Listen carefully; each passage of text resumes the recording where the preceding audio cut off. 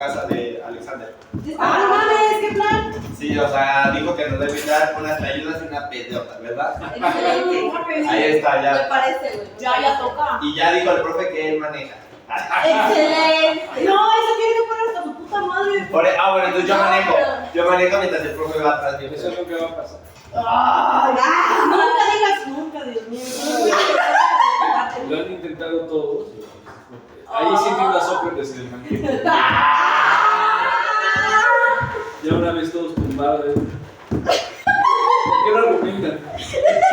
No le hagan tan el palo, profe. Es que no se está dando una buena peda. ese es el problema. No, sí está. Yo creo que sí está, güey. Pero ya dejó mucho chisme. Dice el secreto es tomar agua. No. No, güey, me das mucho. A ver. Dicen que con aceite de oliva. ¿Qué cosa? Que si te echas una cucharada de aceite de oliva antes de empedar, no te pones malo. ¿En serio? Eso me ha contado. Yo nunca lo he intentado. Yo me quiero Pongámoslo poner a mal. prueba. Yo me quiero poner mal, yo por aquí. Ay. Obviamente. Bueno, Sí, güey, ¿cuál es el chiste de empedarte si no te empedas? Obviamente. Vean a los otros, es lo más divertido. sí, Bueno, sí. Yo coincido con el profe. A mí es lo que me gusta de las pedas. Yo me las pedas a estar en una esquina viendo a todos con este pedimos y ligar. Es como de. Cada vez Excelente. Pero bueno, sí, la gente liga muy raro. Pero bueno, en fin, damos inicio Vamos a empezar. a esta sesión. No. Muchas gracias No, no a. estoy de acuerdo. Bueno, Entonces ya nos vamos. Espera, no, sí. Adelante. Muchas gracias a los que están aquí presentes por acompañarnos a esta sesión. Sobre todo a las que llegaron tarde. Sobre todo. Cuando Muchas quieras, gracias. no. Muchas gracias al invitado, Ah, sí, muchísimas doctor Carlos Alberto Vargas. Nos está. ¿Cómo es? Tenemos el privilegio de estar en la presencia de nosotros. No, para nada. Al contrario, el gusto es. Efectivamente, no, el tema es, el tema de la sesión de hoy, pues es la música. Decidimos hacerlo con una generalidad porque queremos ver cómo nos llevan las reflexiones sobre la música, qué sintonía decide tomar esta sesión de café filosófico, y me gustaría que el profesor diera una breve introducción sobre, porque, o sea, lo invitamos porque justo su tesis de doctorado tiene que ver en relación o con relación a la música. No, y aparte de eso tiene bagaje musical. Exactamente, entonces, o sea, por eso me gustaría una que sería una propia introducción respecto al tema. Bueno, muy bien. Bueno, pero pues primero que nada, como decía hace ratito, pues muchísimas gracias por la invitación, el espacio. Me honra y me emociona muchísimo porque la verdad es que he estado siguiendo el trabajo que están haciendo los cafés filosóficos y digo, bien, me gusta. Y bueno, les agradezco también a ustedes la presencia acá. Y bueno, pues ya un poco decía esto, Vladimir, digamos, más que una presentación de carácter académico, les quiero platicar un poquito más. ¿Por qué tengo que ver algo con la música, no? Y resulta que cuando yo era niño, vivía a la vuelta, literalmente, de la entonces Escuela Nacional de Música, lo que ahora es la Facultad de Música. Y entonces mi madre me dijo, ¿sabes qué? Yo creo que para que no seas un vago y te vuelvas filósofo, te va a meter a estudiar música, ¿no? Entonces me metieron insisto, en ese entonces se llamaba Escuela Nacional de Música. Ahí se ofrece una formación inicial, le llaman, de música para niños. Fue un proyecto, de hecho, más o menos piloto en el que yo participé, porque en realidad no admitían infantes. En general aceptan siempre desde los 15 años en promedio para arriba. Y de hecho, entras a los 15 con un examen que llaman, a un periodo que llaman propedéutico, que es algo así como el bachillerato en música, hagan de cuenta, para después ya estudiar una carrera musical. Entonces, eso que entraran niños era bastante raro y no acababan de estar cómodos en todo con esa decisión. Todavía hay de pronto polémicas al respecto, según me han contado. Entonces, pues me metí a estudiar, o me metieron a estudiar música, y ahí estuve 7 años, justamente hasta que entré ahí como a los 7, 8 años, y dejé de estudiar como tal formalmente a los 16, más o menos, ¿no? Entonces, durante ese lapso, pues aprendí cosas más o menos técnicas, solfeo, me enseñaron a entonar la voz y tocaba piano, ese era mi instrumento. Y era una cosa muy rara porque pues yo de chaval pues, estaba ahí en la escuela de música y tal, ¿no? Todo muy exquisito y no tiene nada que ver absolutamente con lo que pues, oyes en casa o en general en la calle, ¿no? O sea, oyes otro tipo de música y tocas algo que en principio no tiene nada que ver realmente con la vida cotidiana, ¿no? La razón por la cual dejé la música fue porque era un nivel demasiado exigente y me parece que poco amable cuando eres niño y adolescente, ¿no? O niño y adolescente. Y entonces, pues ya no pude hacer compatible. Estoy un poco salí harto de la música académica, ¿no?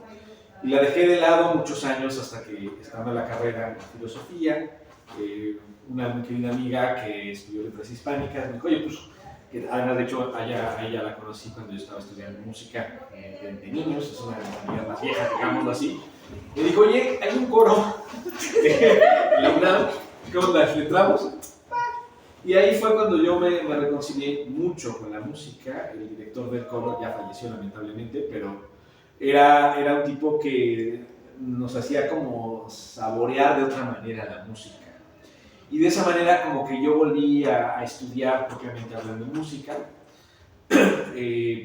Y ya no volví como a tocar en realidad, ¿no? Así, tengo muchos años ya sin tocar el piano. Por otras actividades aprendí a tocar percusiones, así, percusiones latinas, batería un poco, y también aprendí a tocar algunos instrumentos de aliento, ¿no? O sea, flauta como del barroco, a ti te he dicho un poquito de eso, y bueno, pues nada, siempre he tenido como un cierto coqueteo con la música. No tengo así que les pueda decir que un artista particular, un género en específico. Sí, oigo un poco de todo, no les voy a mentir con que todo absolutamente lo he escuchado, porque por supuesto que no. Pero bueno, en general esto ha sido parte de los intereses que han rondado por mi vida y mis intereses filosóficos también, ¿no? Es decir, ya cuando estudié filosofía, me titulé, luego hice la maestría, me gradué, todo eso. Y entré al doctorado y justo uno de los temas que me interesaba mucho destacar era el asunto de cómo entender el fenómeno de la escucha, ¿no? Y lo que trato de decir en parte en esto que hice de mi doctorado es que le vendría muy bien a la filosofía voltear a ver a la música y aprender desde su lenguaje musical, qué posibilidades hay para aprender ese lenguaje. Entonces, por eso es que en efecto con mi doctorado como que reconecté ciertos títulos que los cerré. Y bueno, me han invitado de pronto a pláticas sobre música, he publicado unas cuantas cosillas al respecto también. Entonces, pues sí, he tenido siempre estos como coqueteos así con la música en general, digamos, ¿no? Y pues nada, por eso es que me interesa, me intriga. Y bueno, yo un poco les proponía, ¿no? Y claro, si quieren, pues igual podríamos entrar en materia. Desde luego que hablar de música es como hablar en muchos sentidos, ¿no? O sea, obviamente lo podemos entender desde la estética, o sea, qué características tiene la música como arte. Pero a mí un aspecto que me ha llamado mucho la atención, bueno, son dos en realidad. La relación que tiene la música con la política, que de hecho es el caso que me interesaba más como platicarlo con ustedes.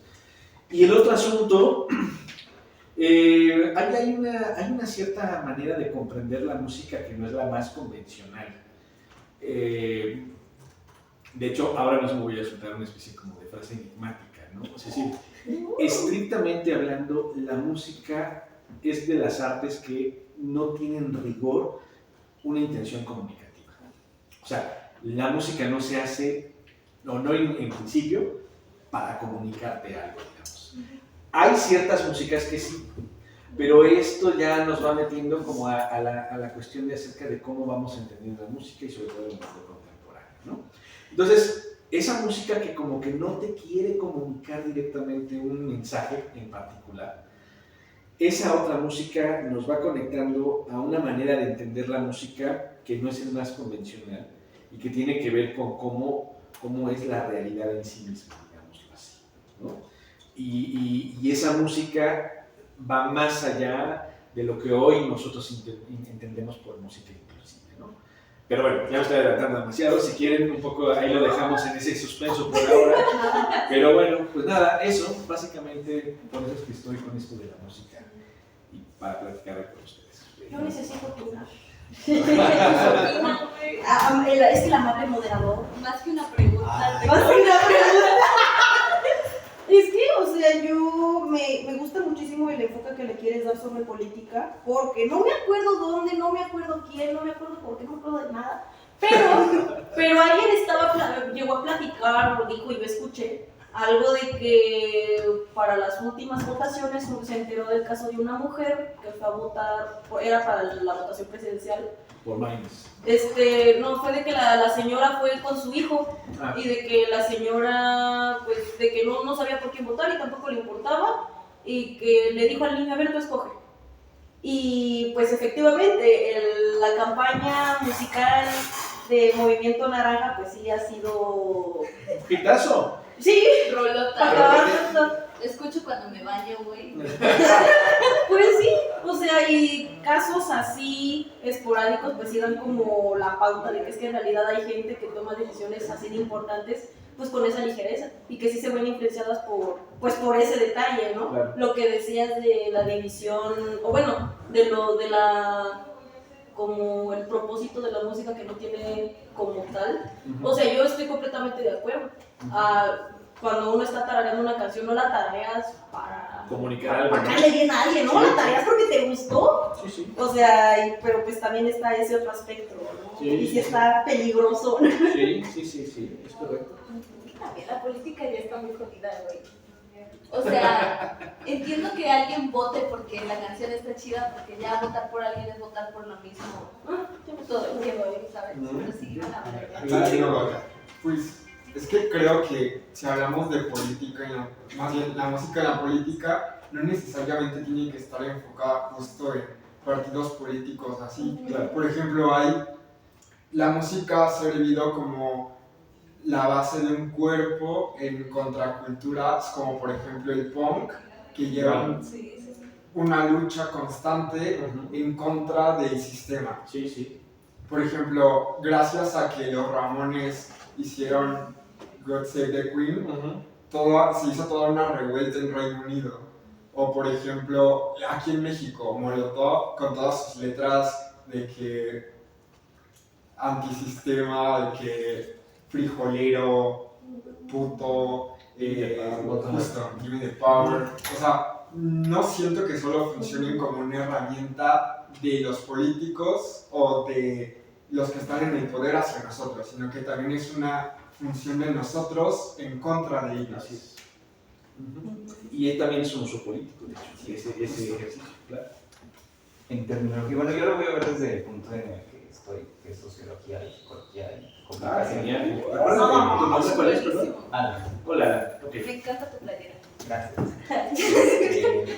Por ejemplo, eso que afirma la compañera sobre el cómo entra las canciones o estos spots publicitarios de Movimiento Naranja y todo ello, se debe gracias a la idea de la aguja hipodérmica. No sé si saben eso, pero es prácticamente como que el modelo de control que usó el sistema según yo empieza con... No, ¿Con quién? Es que no me acuerdo el nombre, perdón, pero es en la campaña de Adolf Hitler. Sí, con Goebbels. Ajá, con Goebbels, exacto. Entonces, ahí pusieron como 19 reglas para la comunicación de publicidad, que eran sobre en sí el control de las masas. Y pues trataron a todos como estúpidos prácticamente, y eso es lo que nosotros nos tragamos en la actualidad con esa idea de los spots publicitarios para votar o así. De hecho, por eso se sigue utilizando spots publicitarios musicales en la política claramente, para ese control, esa idea de la aguja hipodérmica, donde no hay un círculo de los sectores en comunicación, sino que es solamente algo lineal, que es solo un mensaje y todos somos estúpidos y no podemos captar eso. Sí, eso es bueno, sí. Sí, porque de hecho eso iba directo al control psicológico. Hicieron un análisis psicológico de la gente en 1940, 1930, que fue antes de la Segunda Guerra Mundial, y fue donde empezaron a como que desarrollar esta idea de la autohipodérmica. Entonces, pues por eso es que sirve muy bien. Y quiero creer que esa onda también tiene que ver con lo de la como publicidad en general, de productos o así. Sí, de hecho, la mayoría de publicidad que vemos en la actualidad es gracias a la Segunda Guerra Mundial. Ah, gracias, sí, o por Pues culpa no, de- gracias.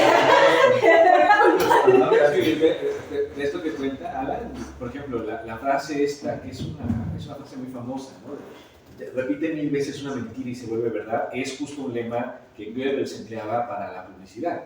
Justamente la intención es, te bombardeo tanto con un mensaje que lo vas a hacer, lo vas a creer plenamente, digamos, ¿no? No sé si se enteraron, a propósito de este ejemplo, hubo una campaña que fue medio sonada entre los TikTokers, los YouTubers y los influencers, pues, contra una marca de electrolitos. ¿Electrolit? Sí. Bueno, esa. Contra Electrolit. Pero ahí lo interesante era como justo varios, entiendo que médicos, se prestaron a ese bombardeo mediático, entonces te hacían creer, claro, ese producto es malo. El esquema es exactamente ese y funciona hasta el momento.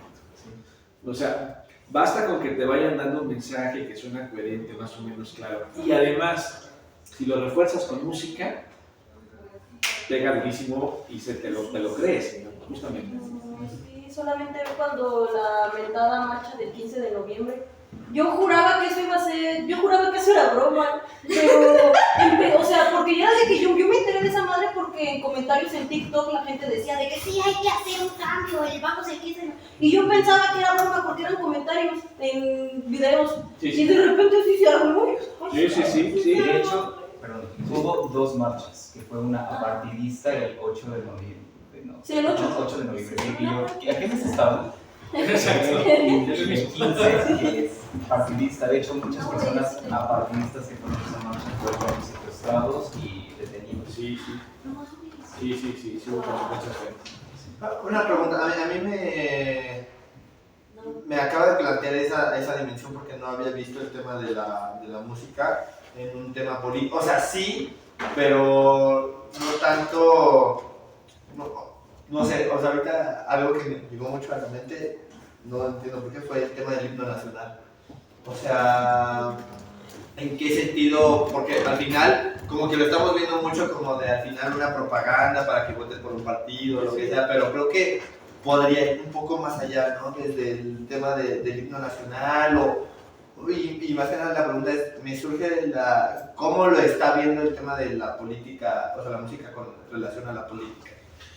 Bueno, es una gran pregunta porque es como multifactorial. Efectivamente, uno de los asuntos tiene que ver con el manejo de las masas. Pero, miren, en la propia filosofía es interesante. Uno de los filósofos que plantea este uso político de la música y le preocupa, pues es Platón. Ya sabemos que todo lo ha hecho Platón. Pero Platón, concretamente, en este diálogo tan famoso que se llama República, Platón está diálogo, siempre habla Sócrates, ¿no? Es un gran paladín argumentativo. Déjame añadir famoso, el diálogo me parece una palabra muy fuerte. Porque no sé cuando yo estoy estudiando filosofía, yo no me entero de que existe esa madre. No, bueno, claro, digamos, o sea, es famoso, o sea, tienes razón, entre gente que más o menos que conocen algunas cosas, incluso más allá de quienes estudian filosofía, que les interesa la cultura, ese diálogo es relativamente conocido, ¿no? Es decir, no es como la Biblia, que esa sí es famosa. No, está muy bien, pero digamos que en República Platón cuenta que, empiezan a hablar Sócrates y un personaje que se llama Glaucón, que en ese diálogo te enteras, se supone por biografía que Glaucón era el hermano de Platón, pero además te enteras en ese diálogo que Glaucón era músico. Y entonces en el diálogo Sócrates le pregunta a Glaucón, antes de, o mejor dicho, inmediatamente después de censurar ciertos tipos de poesía, que no es toda la poesía, empieza a hablar, ¿y de la música qué vamos a decir? Y entonces te empieza a contar de ciertos tipos de sonoridad musical que en estricto sentido no podemos saber cómo sonaban. Dentro de la Grecia, lo único que no hemos podido realmente rescatar, a pesar de que se han reconstruido instrumentos y todo, no podemos saber exactamente cómo sonaba su música. No podemos. Nos lo imaginamos y nos guiamos con obras de la propia antigüedad que te dan indicaciones de cómo tocar ciertas cosas, pero no sabemos exactamente cómo sonaban. Y no se puede saber. Bueno, el caso es que Platón decía, bueno, por boca de Sócrates, que había que tener cuidado con ciertos tipos de música, porque había músicas que tendían a desarrollar una sensación como de pusilanimia, así como de bajonearte y no ser capaz de realmente hacer algo en pro de la comunidad, digamos. Mientras que habría que buscar músicas que fueran más bien como alentadoras, que fuesen, ¿no?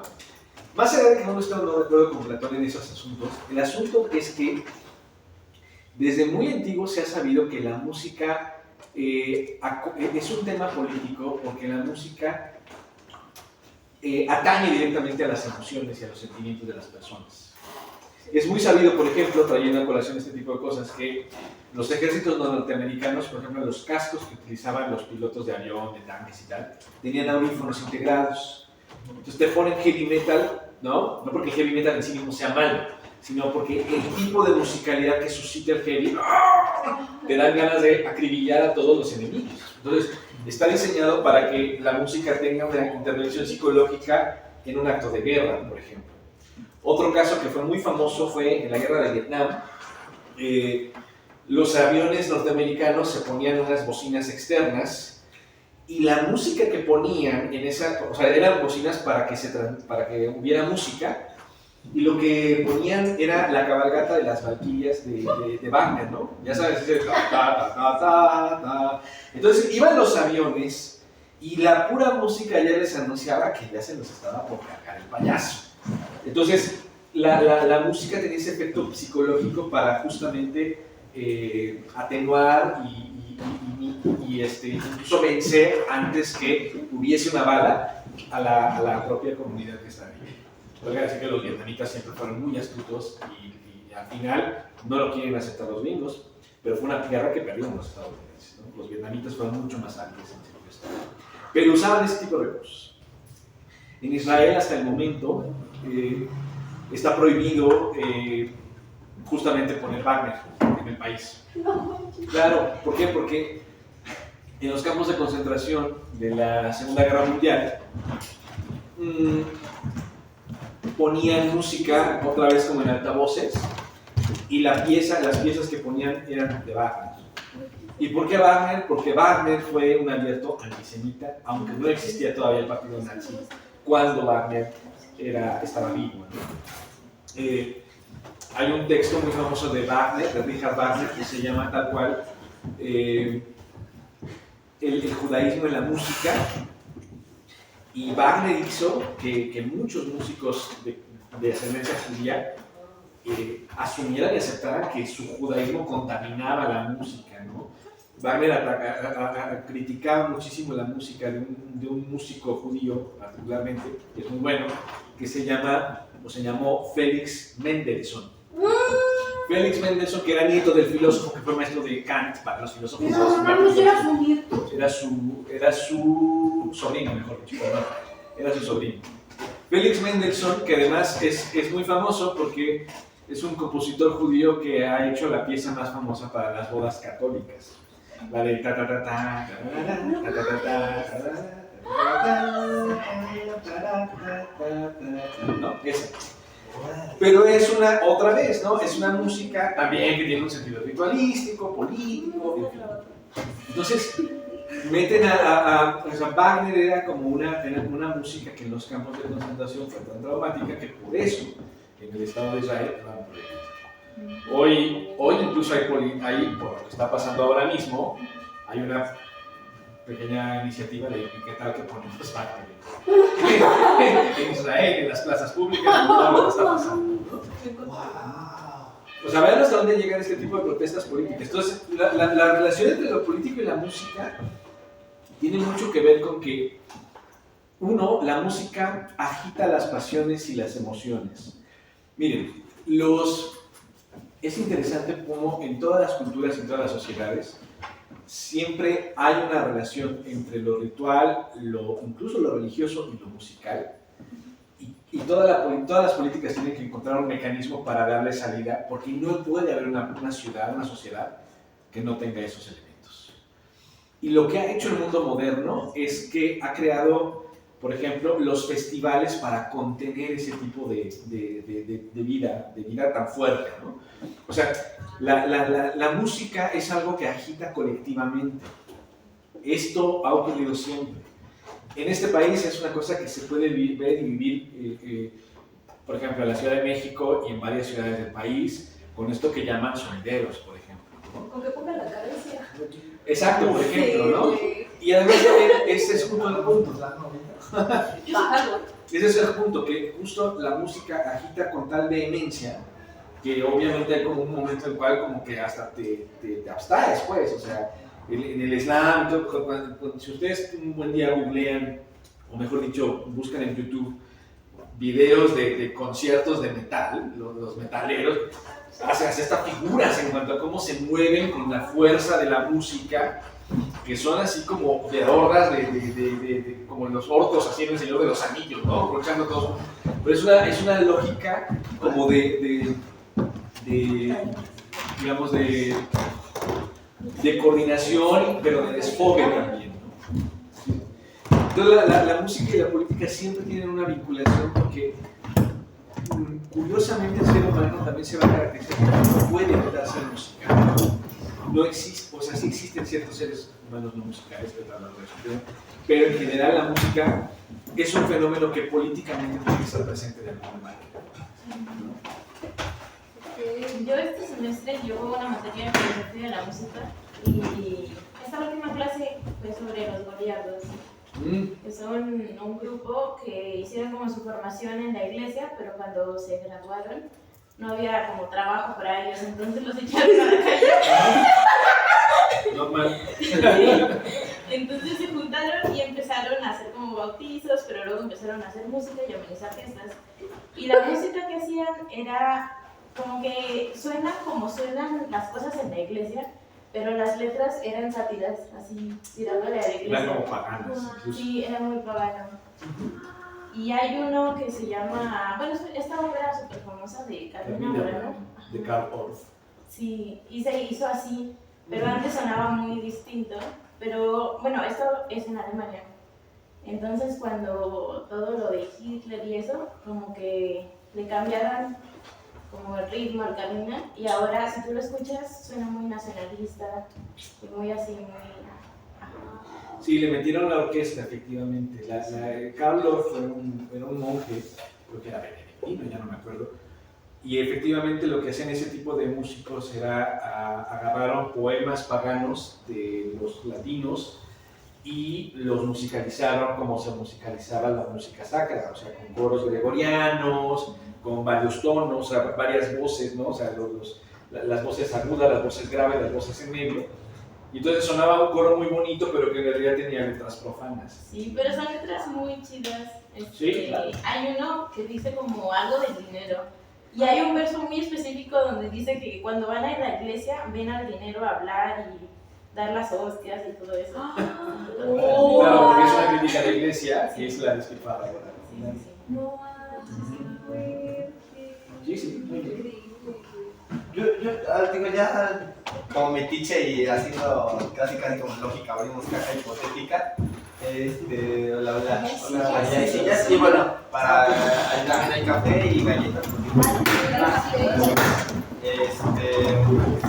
Me llama mucho la atención.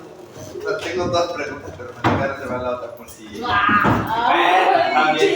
O sea, la primera pregunta es: ¿habrá o usted tiene una teoría o ya hay sobre cómo es que se va originando ese tema de la música en la sociedad? O sea, porque habla sobre el tema de que para las sociedades es necesaria o casi necesaria el tema que exista la música en una O sea, sociedad. no sé si necesario. Es que yo sí, por ejemplo, no me imagino una sociedad, y estuvo muy interesante eso que mencionaba, ¿no? De que hay ciertos humanos que pues, como que no son tan afines a la música, pero en general yo no concibo una sociedad o un pueblo sin música, ¿no? Y el otro tema que me interesa, y ya sabes que siempre lo voy a llevar hacia ese camino, si la música es solamente de los humanos o también puede existir en otro tipo de especies y de animales no humanos, por ejemplo. Estas son como dos preguntas que me vuelan a la mente. Pues, por ejemplo, justamente, ¿no? El tema, pues no, de hecho, sí hay como diversas especies, no solamente humanos. De hecho, se puede considerar otras especies como si fuera una especie de, no sé, como de apreciación estética en torno a la música, ¿no? Hay diversas especies de pájaros, no recuerdo de los nombres, o ni me recuerdo los nombres, perdón, pero que literalmente cantan y la hembra, dependiendo del canto de cada uno, es con el que se queda, ¿no? No solamente en el entorno musical, sino también en el entorno, si lo quieren ver, fotográfico, pues hay igual, son interesantes los pajaritos, ¿no? Porque hacen como sus niditos, pero no los hacen a la espada, ¿no? No es como random, sino que ellos escogen como ciertas materias, o sea, fuerzas brillantes, etc. Y los hacen, y cada una de las hembras visita cada uno de los nidos, y el que más le guste es con el que se queda. De ahí, justamente para tratar ese tema, yo sí consideraría que de hecho hay una vertiente evolutiva en torno a nuestra experiencia para el arte en general, la música en este caso en específico, pero sí es un poco más criticable, ¿no? Porque tal vez vaya mucho en torno a nuestras reflexiones, pues porque, ¿cómo decirlo? Lo que tiene que ver totalmente con nuestra experiencia como especie, ¿no? O sea, yo tampoco consigo una sociedad sin música o sin arte en general, porque ciertamente al principio hay un libro que se llama De animales a dioses, de Harari, deberían leerlo, es muy bueno. Cualquier libro de Harari es muy bueno, y él se pregunta justamente sobre eso, ¿no? O sea, es una historiografía general desde la humanidad, pero él habla mucho sobre eso, de cómo a partir de ciertas reacciones que nosotros tenemos con las demás especies en nuestros momentos más homínidos, fueron desarrollándose nuestras carencias hacia el arte, hacia lo bello, hacia lo sublime, etcétera, etcétera, etcétera, ¿no? Lo que hoy conocemos como bueno, por ejemplo, tal vez nuestros antepasados sirvió para saber qué fruta comer, qué fruta no, ¿no? Entonces, ciertos matices en nuestra vida cotidiana, inclusive nuestro repertorio histórico, genético, pues influyen mucho en nuestra perspectiva del arte, ¿no? En ese aspecto el arte no solamente es una forma cultural, sino también es una apropiación misma de los seres humanos, ¿no? Si justo tocando ese tema, creo que la música, como toda expresión artística, tiene tiende a reflejar la realidad de lo que se está viviendo en el contexto histórico en el que se crea. Y surge a partir de la necesidad humana de expresar sus pasiones a través de la pintura, la música, cualquier tipo de arte. Como por ejemplo los corridos tumbados o los corridos en general, que son un reflejo de nuestra sociedad mexicana actual. Pero ahí me surge una duda. ¿El arte educa o solo es un reflejo? Los dos, los dos. Sí, yo creo que los dos. Sí, yo creo que también un poco ambas. Un ejemplo sobre la educación.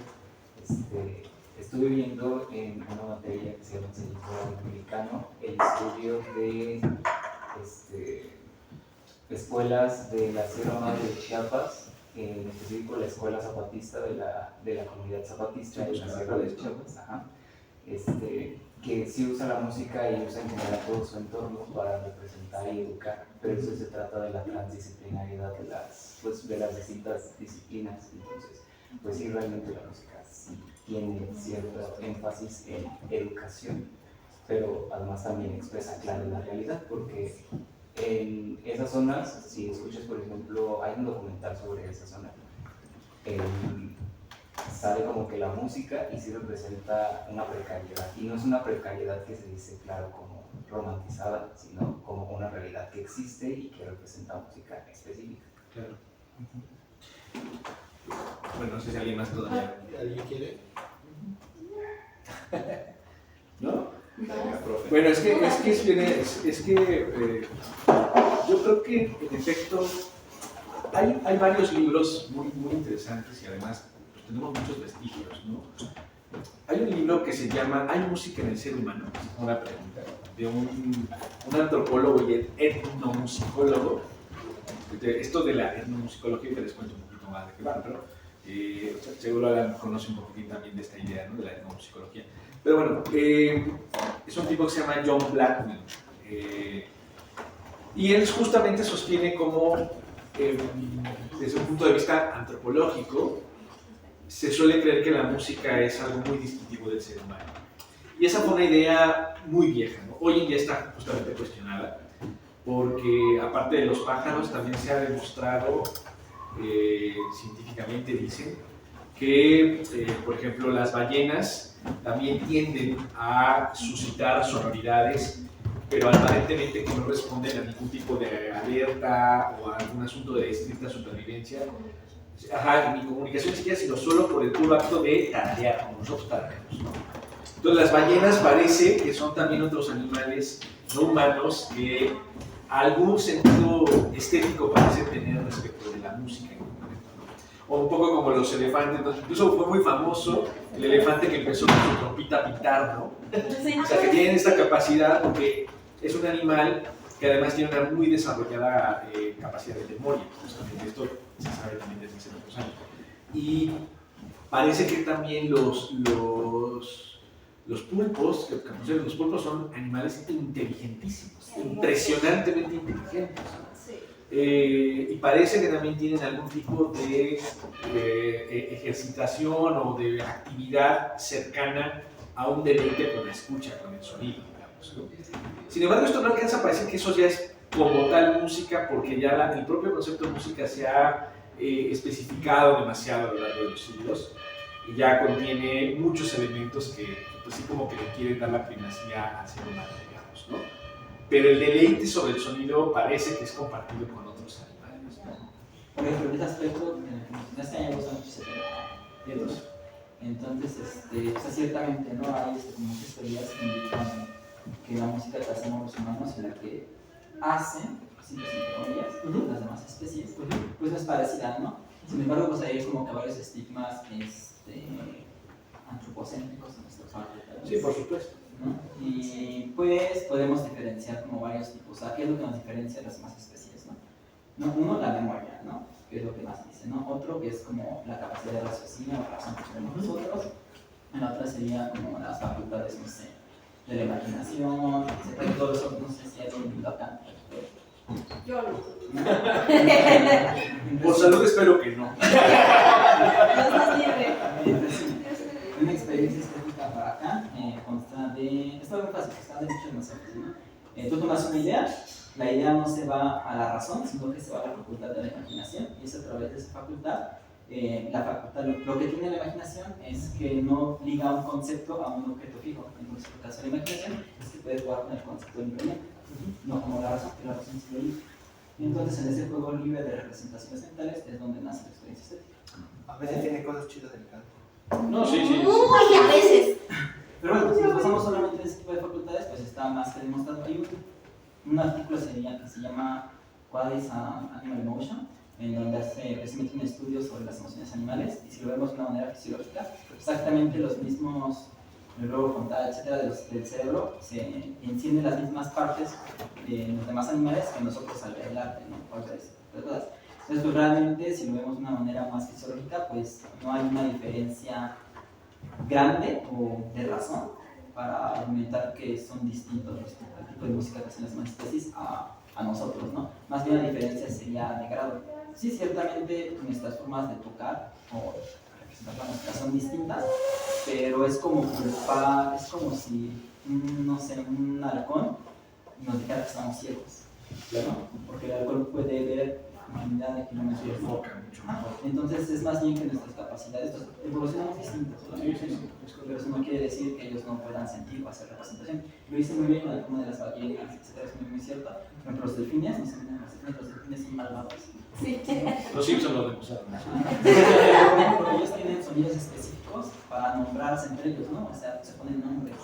¿no? Ellos se pueden reconocer en los espejos y recientemente hay una bióloga que se llama Duda que hizo un estudio muy inmenso sobre los niños, sobre los primates, y ella decía que, o sea, literalmente vio cómo peleaban entre ellos, ¿no? Y cómo hacían música, cómo hacían instrumentos, que ellos pensaban que habían sido personas que habían estado ahí y que se los habían hecho, pero no se dieron cuenta de que fueron los mismos primates que hacían instrumentos, que tocaban, etc. Entonces, pues sí, más bien ellos responden a su propia naturaleza, a su ecosistema, y hacen por eso formas distintas de arte que nosotros, porque nosotros no somos latinos, porque nuestro ecosistema es totalmente distinto. ¿Alguien quiere decir algo?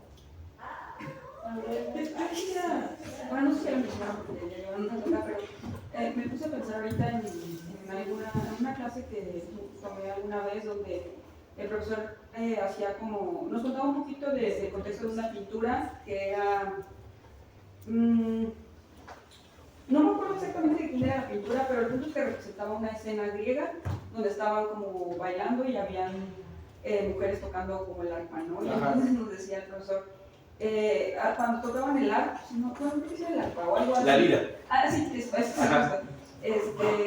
Y él decía, hacía como una analogía, ¿no? Decía, ese era el tipo de música que tocaba cuando se querían poner las personas así como se ponen ustedes ahorita cuando escuchan reggaetón, ¿no? ¿Y cómo es eso, profe? ¿Le hubieras preguntado?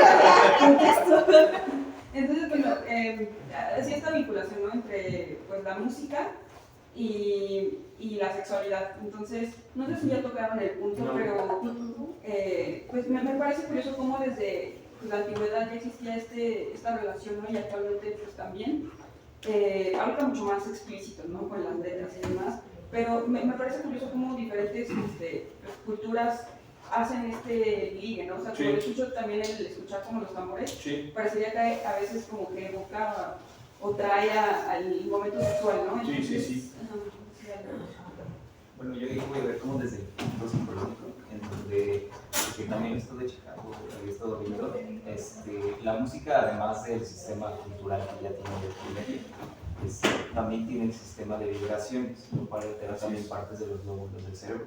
Entonces, eso tal vez puede venir dirigido a cómo lo ocupamos, qué sentimos, qué nos sentimos cuando escuchamos música, además es diferente arte, pero en general nos centramos en la música porque es el sistema de vibraciones y entonaciones que viene acerca de ella. Entonces, esas vibraciones vienen al sistema como a los lóbulos y eso genera diferentes tipos de reacciones. En este caso, toca líquido y eso genera que ponga una canción. Sí. Es cierto. Ahora, estas explicaciones que obviamente son muy contemporáneas, en efecto tratan de dar cuenta, en efecto, de ese fenómeno antiquísimo, ¿no? Y un poco lo quería conectar con otro tema que también había estado como saliendo, ¿no? En la dimensión humana la música históricamente está o tiene como ciertos orígenes en procesos ritualísticos religiosos y también tiene que ver con este ejercicio como de la sexualidad, porque la presencia de la sexualidad es una presencia que históricamente a los seres humanos les ha intrigado muchísimo. Es curioso porque la sexualidad es la cosa con la que más conocimiento tenemos, pero al mismo tiempo más desconocimiento tenemos. O sea, es la cosa que vivimos o puede vivir cualquier ser humano, no importa en qué lugar se encuentre, y no obstante es de un origen bastante enigmático. Lo podemos explicar anatómicamente, fisiológicamente, pero nunca es claro exactamente por qué y de qué manera específica surge el deseo, un determinado deseo en particular. O sea, podemos explicar anatómica y fisiológicamente lo que nos pasa en el cerebro, pero nunca por qué el deseo me brota al verte a ti o a ti no, o al revés. ¿Sí? O sea, esos fenómenos... Es un ejemplo, ¿no? Hipotéticamente, seguimos en la caja hipotética, recuerden. Hasta que se cierre la sesión, se cierra la caja hipotética. Ok, muy bien. Entonces, les digo, o sea, es curioso porque ese enigma del deseo está vinculado también con la conciencia de la trascendencia, pues está también vinculado con la religión, con lo divino. Y la música siempre ha tenido también esta tensión, esta significación, ¿no? O sea, la música, por empezar, es una cosa que, como veníamos diciendo, al menos entre los humanos, aunque también otros animales parece que lo hacen en efecto, ¿no? Es una cosa que hacemos porque sí, y nos suscita mucho placer, que tiene que ver con esto que estaban diciendo, ¿no? Que toca hasta la libido, pero en general es una vivencia placentera. Casi nadie hace música contra su voluntad, vamos a decirlo. ¿Puedes escuchar música contra tu voluntad? Sí. ¿Sí? Pero aún ahí, o sea, aún así, como también tiene que ver con el sentido del oído, que en estricto sentido no puedes cerrar, o sea, es la gran diferencia entre la música y obras de carácter visual. O sea, si algo no lo quieres ver, vas a comprar esto y se acabó. Pero la música no la puedes dejar de sentir, ¿no? Entonces, ese enigma entre lo religioso, lo musical, y también el hecho de que nos toca finalmente, ¿no? Hay un autor que a mí me gusta mucho, un francés que se llama Pascal Quignard, que dice una frase muy bella, ¿no? Es decir, escuchar es ser tocado a la distancia, ¿no? O sea, como que algo suena y viaja y te toca desde lejos y sientes precisamente al respecto, ¿no? Entonces la música tiene un poco este como enigma de algo trascendente que nos toca, nos seduce. ¿En qué sentido nos seduce? No solo que te empieza a gustar o te puede gustar, sino que por los ritmos, por las percusiones sobre todo, te fuerza a moverte, te fuerza a entrar en una cadencia rítmica. Les suelo decir que en algunos casos hablo con alumnos sobre música muy en concreto, les digo, es que siempre, por ejemplo, cuando hay una pieza, una rola, una canción que te late con el ritmo, no importa cuál sea el ritmo, tú no puedes evitar, aunque sea, cabecear, empezar con el piecito, ¿no? Empiezas con los... O sea, ese es como una especie de arrobamiento, ¿no? La música es como una posesión divina, ¿no? Como que te trae, y eso es lo que la vincula con lo religioso, y también con una fuerza misteriosa que te seduce y es placentera, te está cercana a la sexualidad. No olviden también por eso que el texto del Viejo Testamento de la Biblia, el más cachondo de todos, se llama por eso el Cantar de los Cantares, ¿sí? Es que tiene esa connotación musical, y ahí te usaban mucho una palabra, que es una palabra que se usaba también así, y la palabra conocer también tiene la connotación de encuentro sexual. Sí, en el Cantar de los Cantares dice a la amada, por fin nos encontramos para llegar al conocimiento. O sea, no es que se pusieran a pensar así, cuáles son las verdades profundas. ¿Cuál es el conocimiento? Bueno, si no saben, vayan con la persona que más confianza tenga. Pero es eso, y tiene que ver con ese envoltorio musical. Y en efecto, puede ser desde que el ritmo haga que tú sientas esta necesidad como de moverte como con el tumbao. Ese es el tumbao, ¿no? Es una 5, técnicamente hablando. Pero también puede ocurrir con melodías que son suaves, que viajan hacia los tonos graves, luego suben, ¿sí? Esas cosas musicalmente son muy seductoras y por eso están también tan cercanas con la sexualidad. Pero ustedes tienen la verdad. Bueno, tocando el tema de la sexualidad, del reggaetón y regresando a lo político, no sé si sea consciente, no sé si lo hagan conscientemente, pero creo que el reggaetón y las letras sobre todo, y en mujeres, creo que es un acto bastante político porque sabemos que la sexualidad en las mujeres ha sido un tema tabú por mucho tiempo. Y creo que el hecho de que se apropien en las letras de su sexualidad y lo digan sin ningún tabú es un acto profundamente político que, repito, no sé si lo hagan consciente o inconscientemente, pero me parece muy maravilloso. Y creo que también es importante que hablemos de cómo la música también forma comunidades. Esto es bien importante. Porque, o sea, en el caso de los negros en Estados Unidos, por ejemplo, podemos ver cómo el jazz o el blues hicieron que se formaran comunidades de negros y se fortalecieran.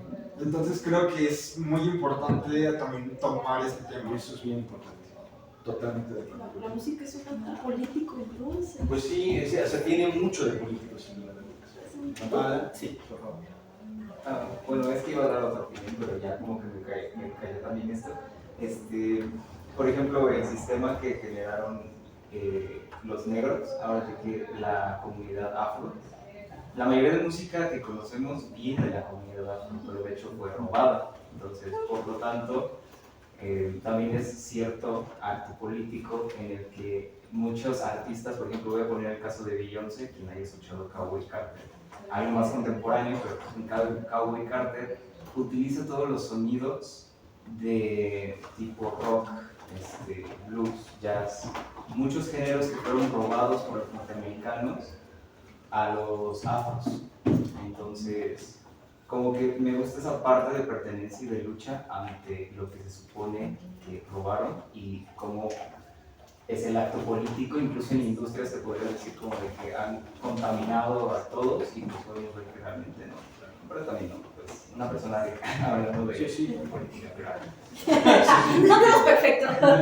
pero bueno, es negra, entonces puedo hablar. Sí, claro. Ser negra, pero negra. Sí.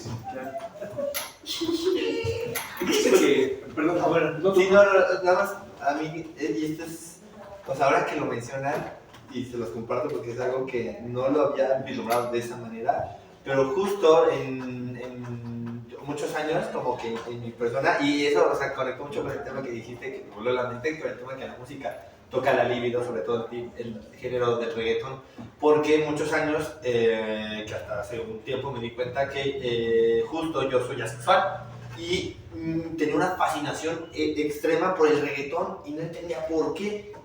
Pero justo después de mucho tiempo de masticarlo me di cuenta que mi fascinación por el reggaetón era porque era el único momento en donde algo de lo que escuchaba se aproximaba a identificar a eso que llaman deseo sexual y era como de wow, qué interesante es eso que es la música y cómo lo genera y el escuchar y ver a las personas, o sea, esa combinación doble, escucha y vista, había un campo que es explorar. Ahora sí que me acuerdo mucho algo que alguien decía, ¿cómo sabes que está la materia oscura? Pues decían, imagínate que tienes una portería y de repente ves que se mueve porque tú no puedes ver el balón, entonces intuyes que hay algo ahí que se está moviendo. Y esa experiencia es un poco la misma que tengo con la sexualidad desde la música y con la visión, ¿no?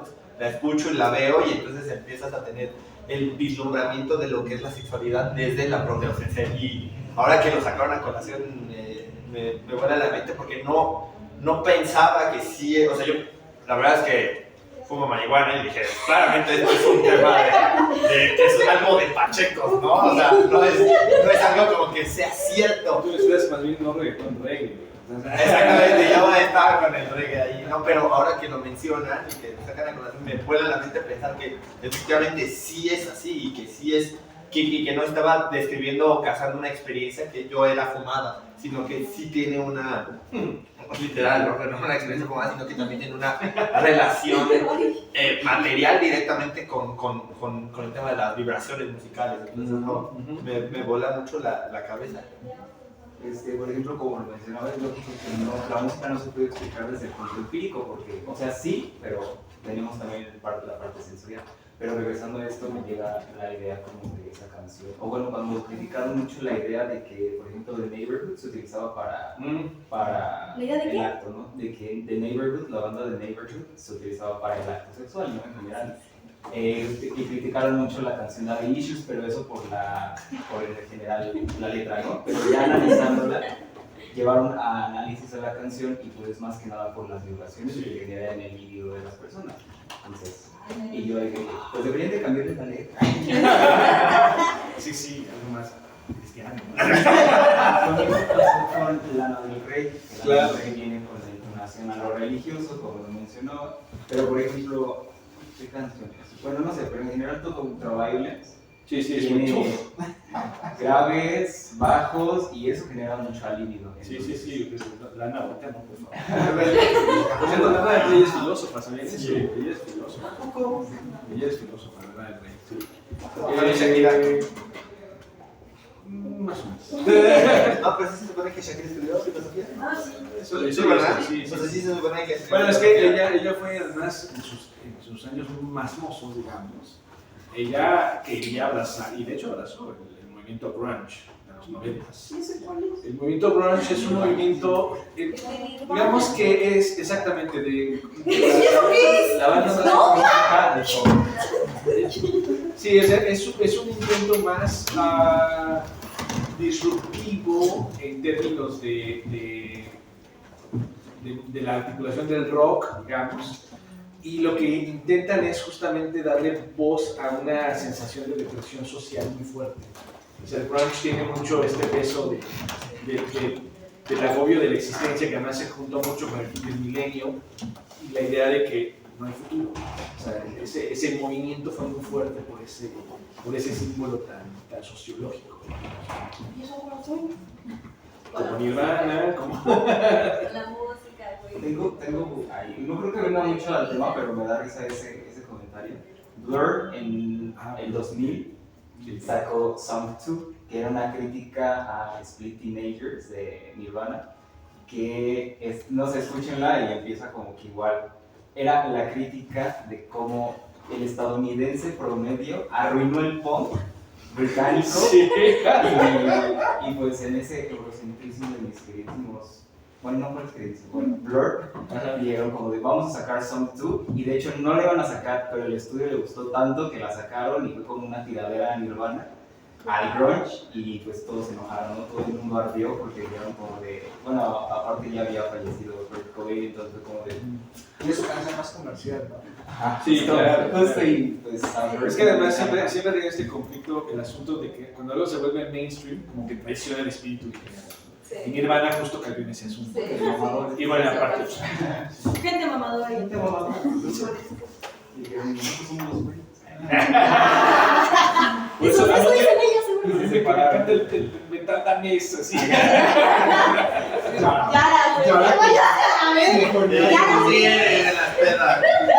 Nadie te entiende. Está bien. Pinches ignorantes. Por ejemplo, ahorita que mencionan como ese tema del grunge en específico, ¿no? Me vino mucho a la mente la apropiación cultural y política de los estilos musicales, ¿no? En general, por ejemplo, Guns N' Roses, o no sé, ¿qué otros les ocurren? No sé, Imagine Dragons. Llega un punto en el que la sociedad y la política los consumen tanto que se vuelve parte ya, pasa mucho, por ejemplo, con mucho género de ska, por ejemplo, ¿no? Con mucho de ska era contra el sistema y termina por no parte del sistema, ¿no?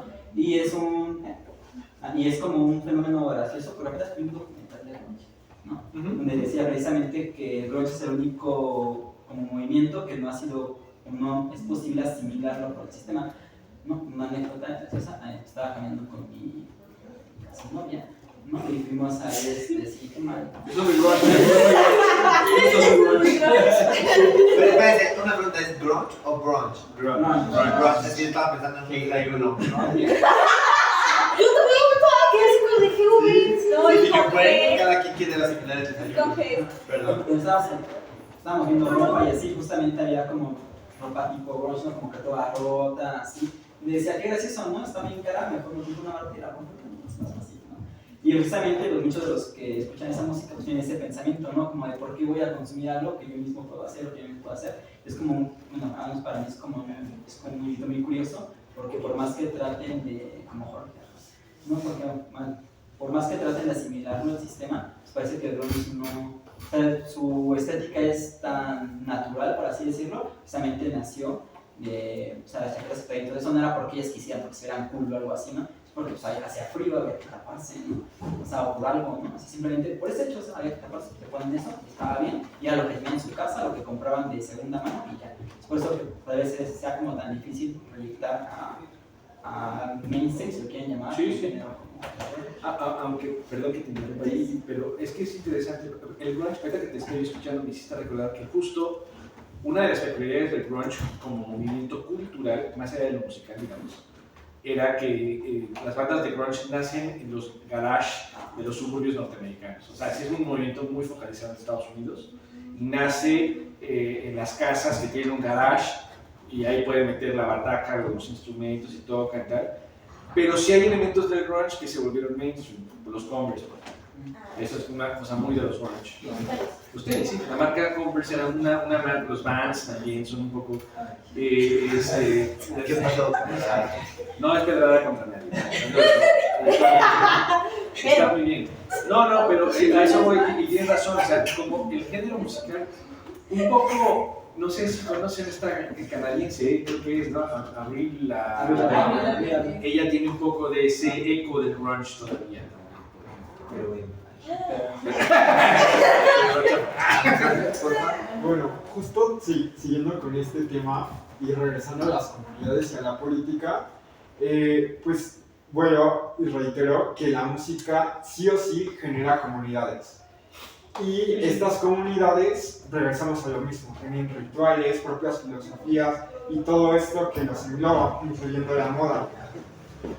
Y justo cuando algo se vuelve mainstream, o cuando un cierto tipo de música cobra mucha popularidad, toda la cultura se vuelve mainstream. Por ejemplo, tenemos el ejemplo del punk y Vivian Westwood, que se apropió de toda la cultura punk para hacerlo de alta costura y venderlo a precios exorbitantes. O por ejemplo, cosas como los Dr. Martens, que eran para... O sea, yo ocupo Dr. Martens, ¿no? Pero que es X. ¿Qué es eso? O sea, Botas. que eran en un inicio para obreros. Ah, no, estas son... No. Ah, ok, porque dije... Es una frase las tipo... Las que tienen, como Marilyn Manson. Me imagino como Kiss, algo así, las cosas que salen... y que tienen costuras amarillas. Ajá. Bueno, el caso es que estas también ahorita de que se apropiaron de ellas políticamente y ahora solo representa una parte más del consumismo y del capitalismo. O sea, sí me estoy tirando caca a mí mismo, pero lo acepto, o sea, Como debe de ser, eso te pone por encima del está bien, no importa. Pero justo esto también es un acto político, porque de algo que se toma como de la clase obrera o como de contracultura o que lo usan para... porque es lo único que pueden usar por sus condiciones de vida, se vuelve algo mainstream o se vuelve algo capitalista y ahora lo comercian a precios exorbitantes y pierde su significado real. Y eso tiene que ver mucho con la música, porque la música es la que crea las comunidades en sí, y con la política. Es que una pregunta, entonces el problema de que algo se vuelva popular es específicamente lo capital o es otra cosa? Porque no sé si Pues en el capitalismo creo que sí. Ajá, pero o sea, suponiendo que no estuviera esa afectación pues de capital, ¿estaría bien que las cosas sean populares? Pues generan comunidad, si no hay un sistema que se apropie para tratar de explotarlo, solo es comunidad. El problema ahí es el capitalismo realmente. En el siglo XX, sí, en el siglo XX, por ejemplo, esto lo comentaba mucho, lo cuestionaba muchísimo un filósofo alemán, no es un alemán, que era parte del famoso Centro de Estudios Sociales de Frankfurt, Theodor Adorno. Theodor Adorno, en un libro que es muy importante, que escribe con otro colega suyo que se llama Horkheimer, Theodor Adorno y Horkheimer escribieron un libro que se llamó Dialéctica de la Ilustración. Y dentro de ese libro hay un capítulo que se llama Industria Cultural y es justamente una reflexión sobre este asunto del capitalismo, ¿no? O sea, la cuestión es que, claro, cuando la música en efecto teje comunidad, yo creo que ahí le están dando al cabo muy bien. Y es una cosa que casi siempre nace y emana espontáneamente a partir de las circunstancias. Esto es muy claro, por ejemplo, entre el campesinado, entre ciertos sectores marginados, empiezan a crear sonoridades que les dan un grado de conexión, de vinculación, de complicidad incluso, ¿no? Pero también lo que ocurre con la famosa industria cultural es que, miren, una de las digamos, como de los comillas, evoluciones del capitalismo del siglo XX, y particularmente después de la Segunda Guerra Mundial, fue el reconocimiento del ámbito de la seducción, del deseo, de la voluntad como ejercicio o como materia prima para el lucro. A partir de los años 60, todo lo que sea que te pueda desatar el deseo es claramente materia prima para ser explotada. Y la música justamente tiene mucho que ver con este fenómeno. Entonces, efectivamente ocurre que de pronto hay como una cierta musicalidad. Aquí hay que ser muy cuidadosos, porque una cosa es el aspecto musical y otra cosa son las repercusiones económicas, ideológicas inclusive que pueden conllevar. Hace rato Alexandra decía algo muy interesante, que por ejemplo con el reggaetón, ¿no? Se empoderan a las mujeres y tal.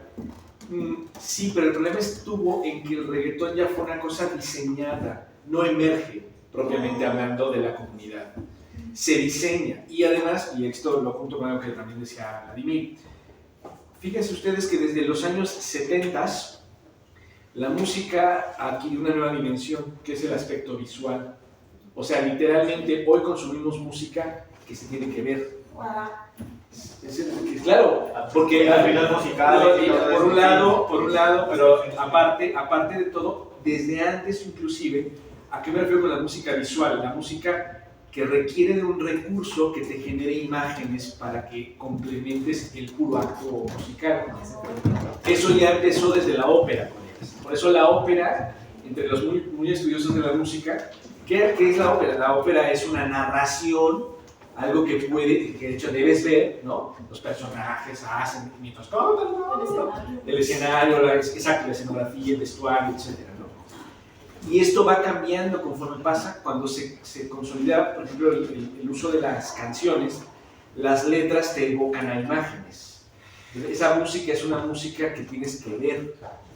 Y a eso se le suma la lógica de los conciertos, ¿no? Ir a ver al artista, que hoy en día ha llegado a su máxima expresión, porque ir a ver, no sé, me voy a poner, bueno, da igual, de Michael Jackson si quieres, sí, de Hambre o cualquier banda de metal, por ejemplo, que tenga un aspecto visual, tú vas a ver la música, no solo a escuchar la música. Entonces, este factor incide muy fuertemente en el deseo, y por eso el reggaetón, desde el punto de vista estrictamente musical, sí te puede poner medio horny, pero el ritmo solito no lo logra. Requiere la letra para que fantasees en tu cabecita, y entonces acércate, restrégate, qué cosas, ¿no? Y aparte tienes que, si además de que lo dice, lo ves, la seducción es mayor, pero no es la música. O sea, como esa idea de a partir de la letra hacer forjarse una imagen. Exactamente. Yo por eso por instrumental y no mamadas. Alguna vez yo le planteaba, tuve ocasión de dar clases en una carrera, la carrera de pedagogía, en donde la mayoría son mujeres. Y ellas en ese entonces, les estaba hablando de hace 10, 12 años, y en ese momento el reggaetón estaba como subiendo, ¿no? Entonces estaban como muy indignadas las estudiantes, ¿no? Porque cosificaban a la mujer y lo que tú quieras. Y les decía, es que eso pasa porque como el reggaetón que escuchan, lo escuchan en su idioma, se representan las imágenes. Y les dije, ¿ustedes oyeron esa rolita de Pink? Eran 4 chicas que musicalizaron una película sobre la ¿no? Esa, la de esta que dice Voulez-vous coucher avec moi? Ay, sí, Moulin Rouge. Sí, bueno, esa. Sí, ¿no era esa? Sí. Cristina Aguilera, Britney Spears. No, Britney no era. ¿Quieren que la ponga? Si quieren, pero a lo que voy es a que les decía, esa rola la han escuchado, chicas, y todas en coro, sí. Lady Marmalade. Sí. ¿La pongo? Señorita Mermelada. ¿No? Entonces empieza con un ritmo muy claro, con un pulso que emula ciertos encuentros. Esos acordes en la guitarra, la voz te pone a que quieras bailarlas en general. En general, si hablas inglés, sabe que dice algo, ¿no? Pero No escuchaba esa canción. Oye, es Yo les puedo decir que, por ejemplo, mi mamá como artista de circo usaba justo esa canción para hacer una sátira y ponía a las mujeres, o sea, ella salía primero bailando, seduciendo a los varones y luego sacaba a las mujeres a seducir varones y luego hacía un truco con unas sillas donde hacía como un yenga y les quitaba las sillas a los varones. Entonces jugaba con esa canción a punto de estimular eróticamente a los ahora, varones. esta última parte que decía la rola, el punto de lo que les platicaba era que esa expresión, voulez-vous coucher avec moi, esa frase, ahorita voy a volver a pasar. ¿Alguien sabe francés aquí? No sé ni español. Ahí la escuchen. Ah, no. Vamos a cambiar, sí, ya escuchen. ¿O quieren que lo busquen en la letra? ¿Lo pongan? No, no pasa Ahí. nada. Eso es francés. Mal hablado que es francés. Pues como que quiero hacer que algo, ¿no? ¿Quieres tener sexo conmigo? Es lo que dice. Vous quieres, quieres tú, coucher avec moi. Eso es lo que dice. Es cierto. Coucher, ahora tenemos el verbo cochear. No, cochear, ¿no? De hecho, en Francia, o sea, cuando los pobres escuché, de échate. Taje.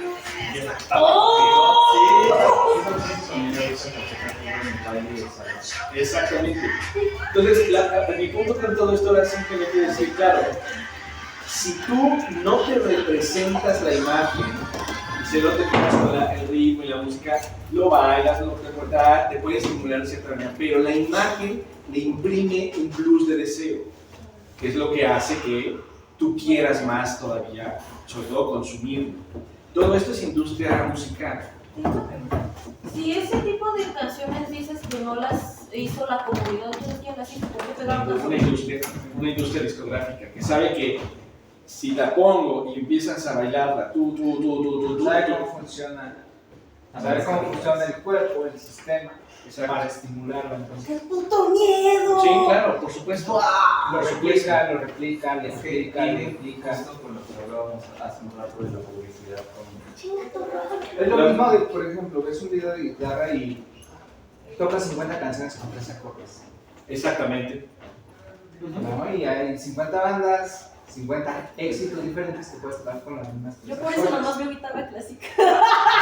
No, es que lo que dices es cierto totalmente, porque la música comercial o la música de la industria, para empezar, tiende a la simplificación.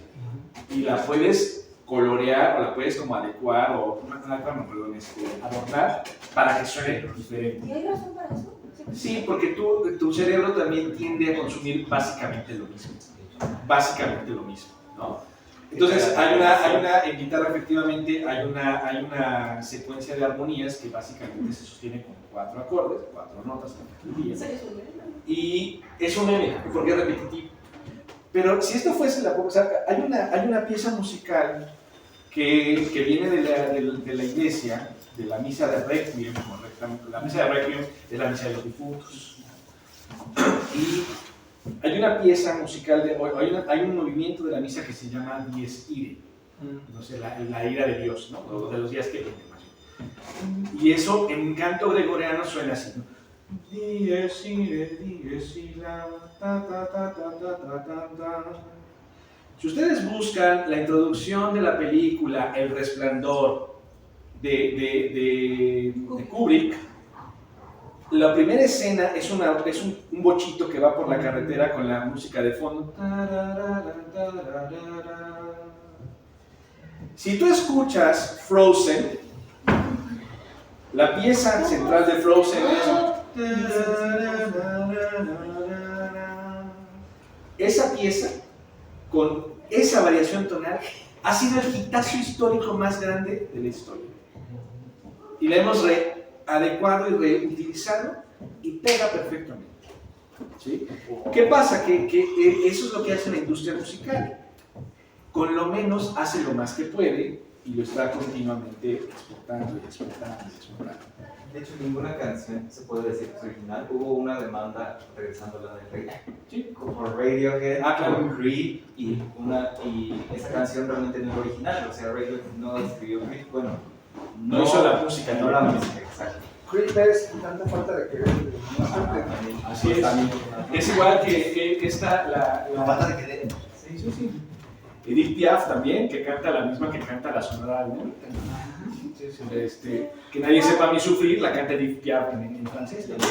Porque esa a su vez es una pieza que inventa un colombiano, un venezolano, más o menos en los años 60. Exactamente.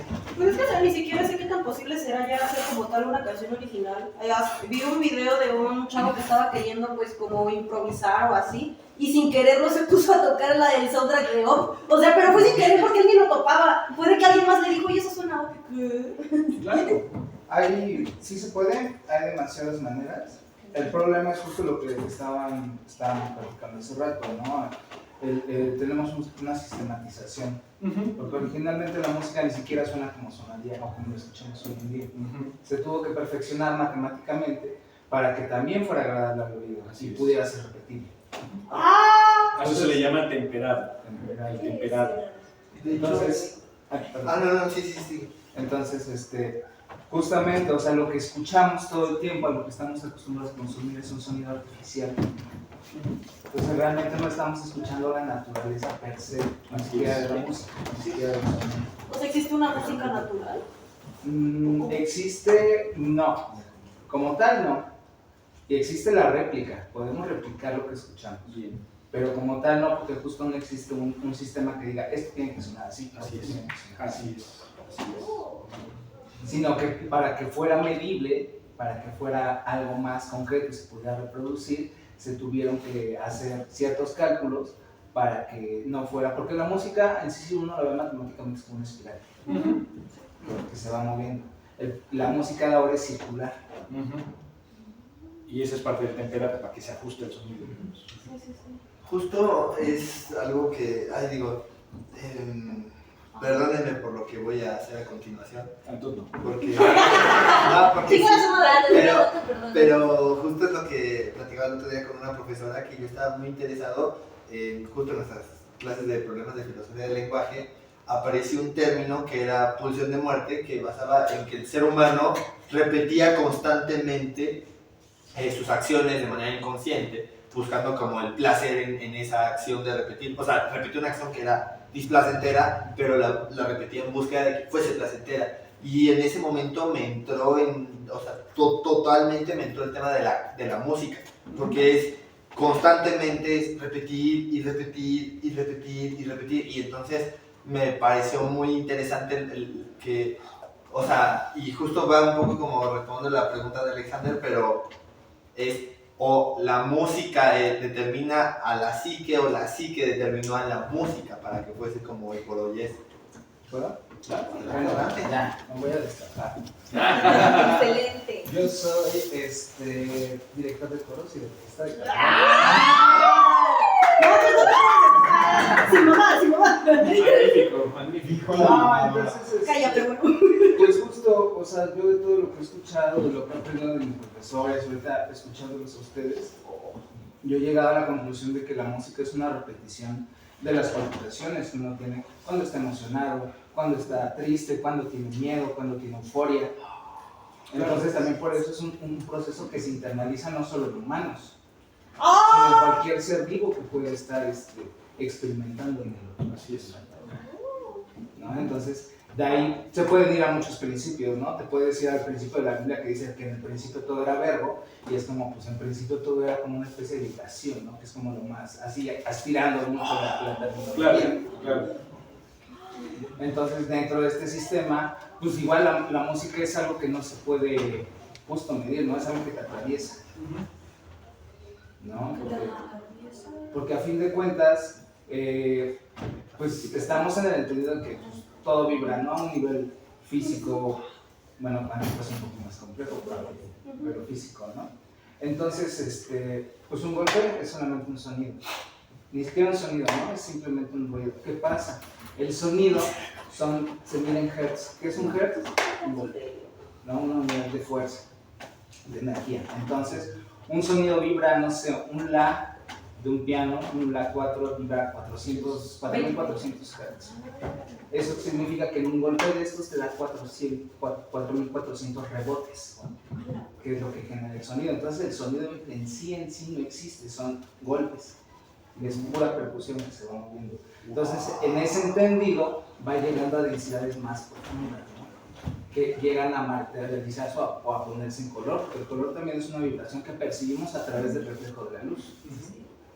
Entonces, de ahí se pueden ir deduciendo varias cosas, pero en principio, o como esta arte principal, o lo que se entiende así, pues es el sonido en sí. Entonces, lo que se buscaba en principio era que bueno, dicen que hace 50.000, hace 10.000, no se sabe realmente en qué tiempo se empezó a percibir la música como algo nuestro, pero pues lo que busca es esa representación, la representación de la muerte, de la vida, de las cosechas, de pues, el contexto, ¿no? De la propia cultura. Entonces la música sí va siendo cultura, pero nosotros también vamos adaptando esa cultura para que podamos adaptarla a los que van pasando. Wow. Yo no sé, yo así. No sé si estoy diciendo alguna barbaridad, Pues, Pero mira, como sea, ya está grabado, así que ándale. Ya no van a funar. excomulgado. Hay una frase que a mí me gusta mucho de un filósofo alemán también, no otro alemán. ¿Tiene algo con los alemanes? Sí, están muy frecuentes eso. Era Leibniz, ¿no? Que decía que cuando escuchamos música, el alma hace matemáticas sin darse cuenta de ello. Y eso, porque esto lo retoma de mucho de también nuestra constitución es muy proclive a tratar de ubicar patrones que sean armónicos, ¿no? Que son proclives al equilibrio. Y los sonidos que son más equilibrados son esencialmente los que más o menos se mantienen a lo largo de las creaciones musicales. Cuando hay una vieja leyenda, que en realidad no es más que una leyenda, no podemos realmente confirmarlo, ¿no? El famoso acto cuando Pitágoras capta los 5 tonos primordiales, digamos, ¿no? Sí, la octava, la quinta, la tercera y la cuarta.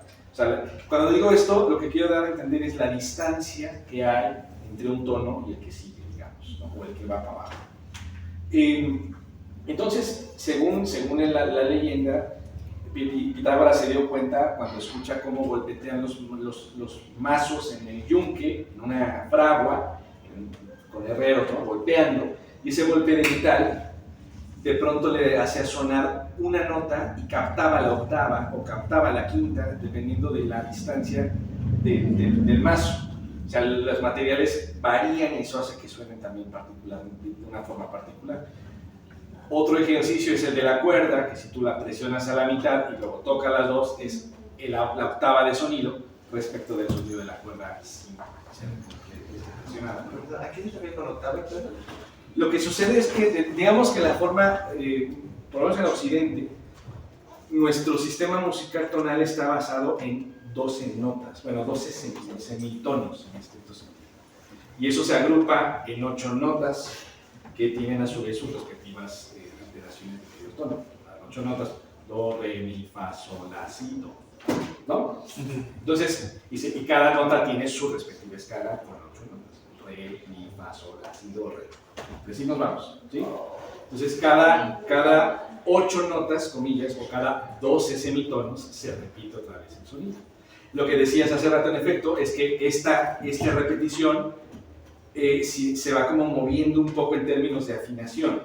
Por eso tuvieron que matematizar en ese sentido y forzar a que el sonido cayera dentro de una determinada valoración de tono para que nuestro oído todo el tiempo pudiera seguir esa secuencia musical, esa secuencia tonal.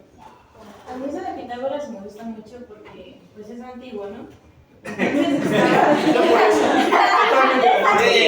Filosofía antigua. Entonces estaba esta armonización y cuando se introdujo el cristianismo se intentó como cambiar de este periodo de antigüedad al nuevo periodo del cristianismo y se vio mucho en la música y se pudieron deshacer de todo, de los instrumentos, como que intentaron crear nuevos sonidos, pero no se pudo porque no se pudieron deshacer de esta matematización del sonido. No, exactamente. Ya. Ujú. Por eso dije antiguo. Pero en efecto, desde el siglo,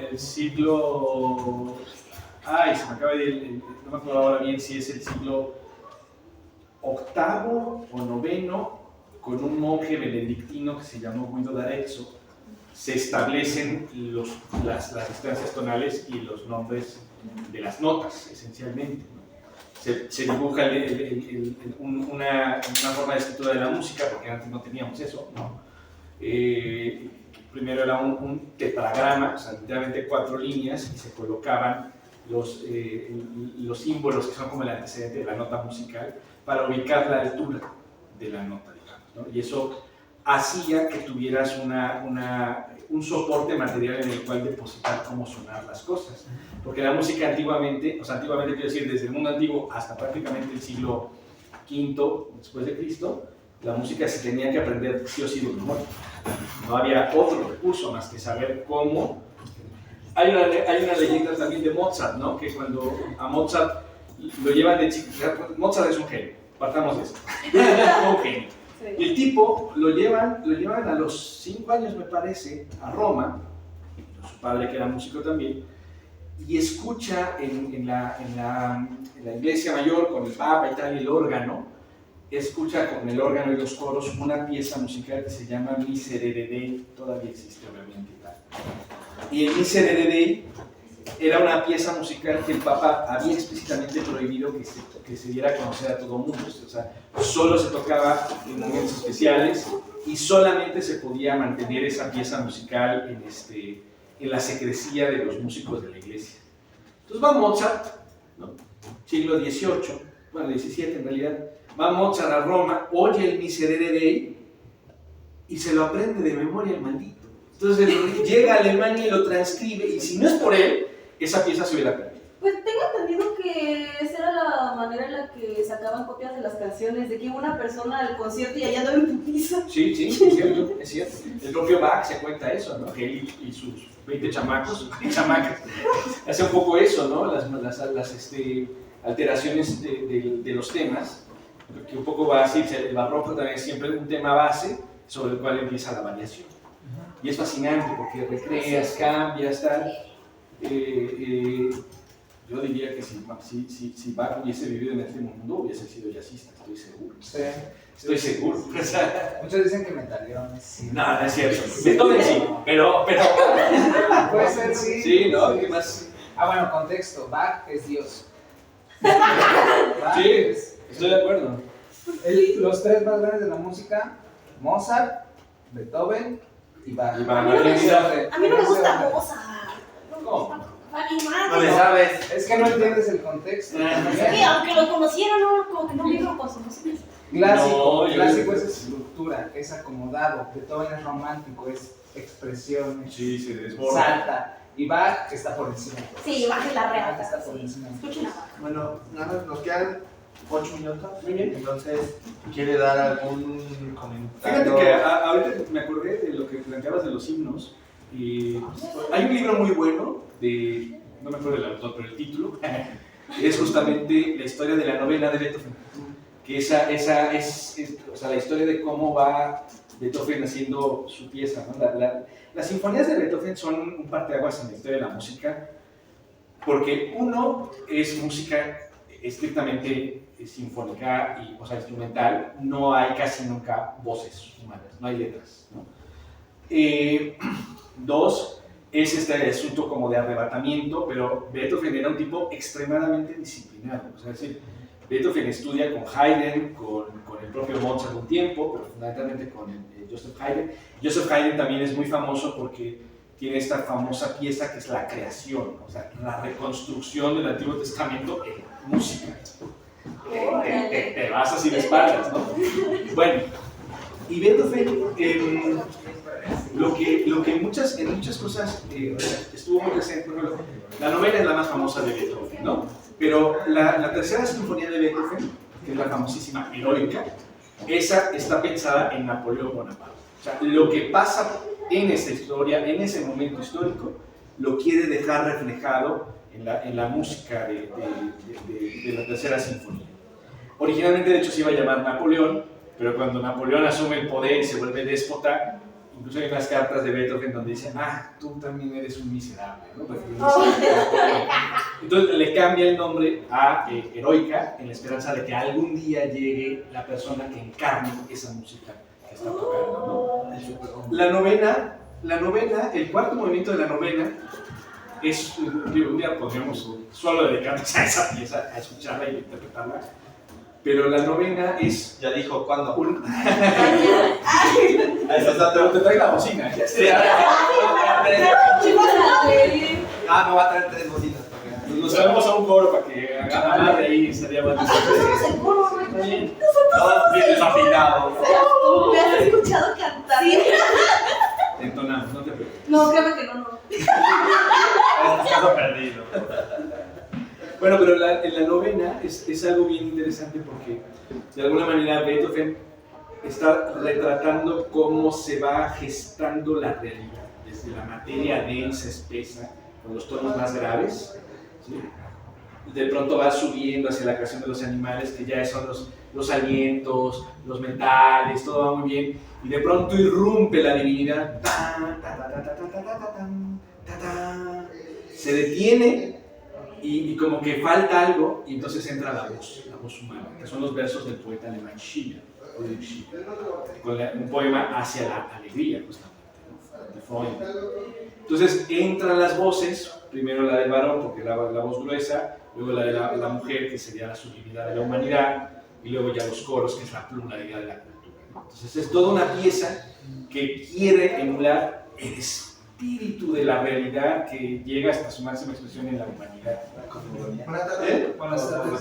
Sí, una especie de cosmogonía, y por eso creen, digamos, que Beethoven es el equivalente a algo así como Hegel en filosofía, que explica cómo toda la realidad se explica en el concepto. Beethoven la explica en la música. En la novena. Y en esa gran pieza es tan importante que por eso la Unión Europea, en los principios del 21, adopta a la novena sinfonía como el himno de la Unión Europea, ¿no? O sea, también la eurocentrificaron y es un himno al final del día, aunque bueno, es tan importante para la humanidad que a nadie le importa ese himno. Por fortuna. Pero ¿por qué es un himno? Porque es un encomio a lo que interpretan como la humanidad. Entonces, ¿qué es un himno? Es un encomio hacia una patria concretamente.